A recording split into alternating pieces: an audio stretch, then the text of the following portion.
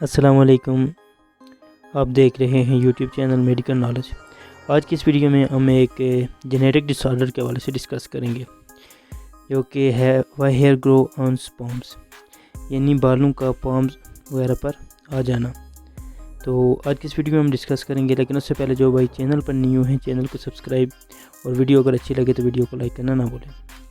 بہت کم لوگوں میں ایک ڈس آرڈر ہوتا ہے جس میں ہاتھوں اور پاؤں کے نچلے حصے میں بال اگاتے ہیں۔ اس جدید دور میں سائنس نے بہت ترقی کی ہے۔ اس ہیئر گروتھ کی سب سے بڑی وجہ یہ ہے کہ یہ ایک جینیٹک ڈس آرڈر ہے۔ یہ ایک جینیٹک ڈس آرڈر کی وجہ سے ہوتی ہے، یعنی یہ وراثت سے منتقل ہوتی ہے۔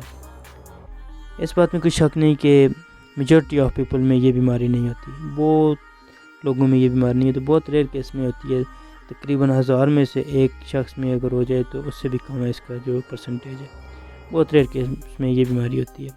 البتہ 1973 اور 1975 میں ایک ریسرچ میں 4 لوگوں میں سب سے پہلے یہ بیماری دیکھی گئی، اور ان فیملی ممبرز کے ڈی این اے میں چینجنگ بھی واضح طور پر نظر آ رہی تھیں، جن کی وجہ سے یہ جینیٹک ڈس آرڈر اور یہ جینیٹک کنڈیشنز کا شکار تھے۔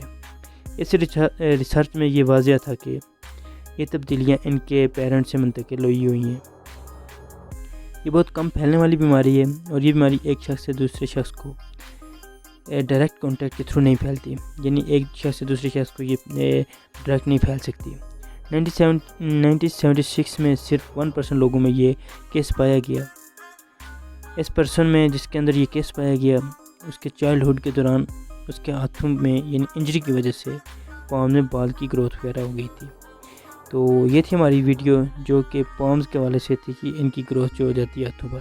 امید کرتا ہوں ویڈیو آپ کو پسند آئی ہو۔ اگر ویڈیو پسند آئی ہو تو ویڈیو کو لائک کرنا نہ بھولیں، اور چینل کو سبسکرائب کرنا۔